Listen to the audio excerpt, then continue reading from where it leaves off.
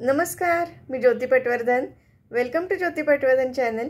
आजची आपली रेसिपी आहे अप्पे.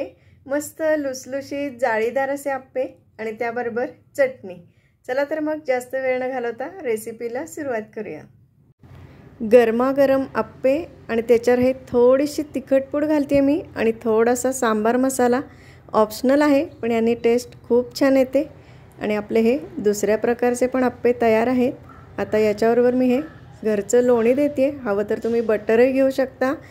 आणि त्याच्याबरोबर ही मस्त अशी चटणी. एक असा हा अप्पा आपण तोडून बघूया. आहा, किती मस्त लुसलुशीत आणि जाळीदार.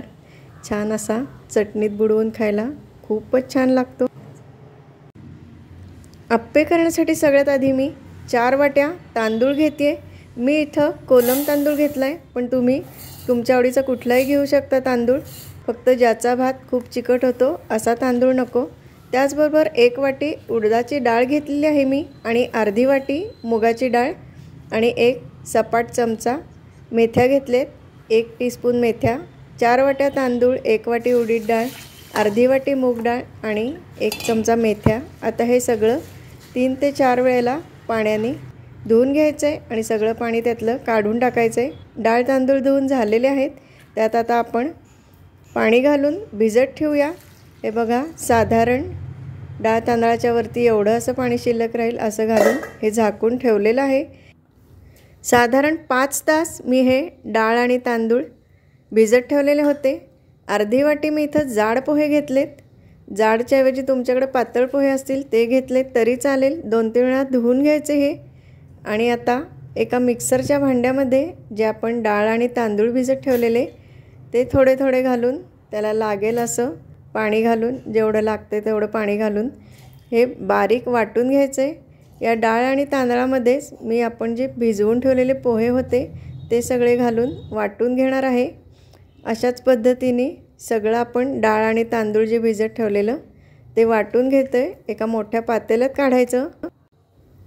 आता हे एका मोठ्या पातेल्यात काढायचं, कारण ज्यावेळी आपण पीठ आंबायला ठेवतो त्यावेळी ते फसफसून त्या पातेल्यातून बाहेर येऊ नये म्हणून मोठं पातेलं घ्यायचं. तुम्ही या पिठाची कन्सिस्टन्सी बघू शकता, साधारण अशी ठेवलेली आहे. आता हे 1-2 मिनिट असं छान व्यवस्थित पीठ मिक्स करून घ्यायचं आणि याला आंबायला ठेवायचं. याच्याखाली मी एक अशी कढई ठेवते आहे, म्हणजे पीठ बाहेर येणार नाही.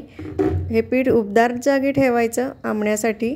तुम्हाला हवं तर थोडं पाणी गरम करून मग तुम्ही हे पातेलं यात ठेवू शकता लवकर पीठ आंबण्यासाठी, जर थंडीमुळे आंबत नसेल तर. किंवा हे पातेलं एखाद्या सुती कपड्यात गुंडाळून ठेवू शकता.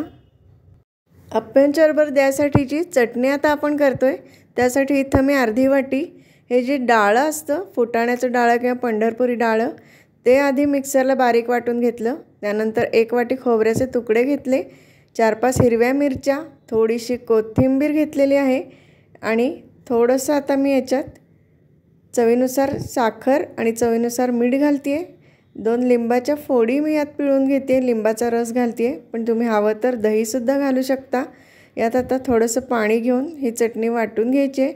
हे डाळं आधी वाटून घेतलं, कारण काही वेळेला खोबऱ्यावर नीट वाटलं जात नाही. आता जेवढं तुम्हाला पाण्याची कन्सिस्टन्सी हवी तेवढं तुम्ही यात पाणी घालू शकता. 4-5 चमचे तेल गरम करून फोडणी करून घेतली आहे. जिरं, मोहरी, हिंग, हळद, कढीलिंब आणि 3-4 सुक्या मिरच्यांचे तुकडे घालून फोडणी तयार केली. थोडीशी गार झाल्यानंतर ही फोडणी चटणीत घातली. आता आपण हे पीठ आंबले का बघूया. पीठ अगदी खूप छान असं फुगून वर आलेलं आहे, तुम्ही बघू शकताय. हे पीठ फुगायला साधारण पीठ आंबायला 16 ते 17 तास लागले मला. बघू शकताय तुम्ही याची कन्सिस्टन्सी. पण तरी तुम्हाला हवं तर तुम्ही यात थोडंसं पाणी घालू शकता. हे मी तसंच ठेवलेलं आहे, व्यवस्थित कन्सिस्टन्सी आहे. जेवढं पीठ हवं आहे तेवढं मी बाजूला काढून घेतलं. साधारण 6 पळ्या मी इथं एका पातेल्यात काढून घेऊन त्यात 3 चमचे तेल आणि चवीनुसार मीठ घालून मिक्स करून घेतलं. आता आपण अप्पे करायला घेऊया. त्यासाठी मी एक अप्पे पात्र इथं तापत ठेवलेलं आहे गॅसवर.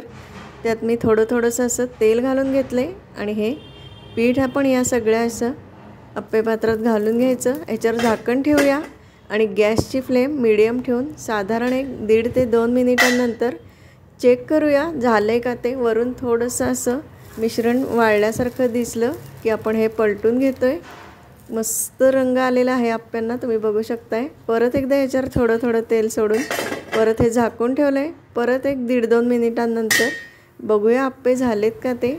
हवं तर तुम्ही एखाद्या मिनिटानंतरच चेक करू शकता झाकण काढून आप्पे झालेत का ते।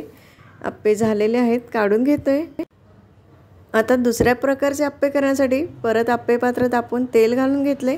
थोडासा यात गाजर किसून आणि कोथिंबीर चिरून घातलेली आहे। पीठ आपण भरूया याच्यात आणि झाकण लावून 1-1.5 मिनिटं परत हे आप्पे असे वाफवून घेऊया। वरून थोडे कोरडे दिसतायत, तुम्ही बघू शकताय। आता हे आप्पे आपण असे पलटून घेऊन परत वरून थोडंसं तेल घालून परत झाकण ठेवून 1-2 मिनिटं आपण परत हे भाजून घेणार आहोत। हे आपले दुसऱ्या प्रकारचे आप्पे पण झालेत। त्याच्यावर मी थोडंसं तिखट पूड आणि थोडासा सांबार मसाला घालणार आहे। लुसलुशीत आप्पे, लोणी आणि चटणी। आता आप्पे करायच्या वेळी या पिठामध्ये तुम्ही बारीक चिरलेला कांदा सुद्धा घालू शकता। बारीक चिरलेली मिरची वगैरे तुम्हाला आवडत असेल तर खूप छान लागते। आय होप की तुम्हाला हा व्हिडिओ आवडला असेल। धन्यवाद।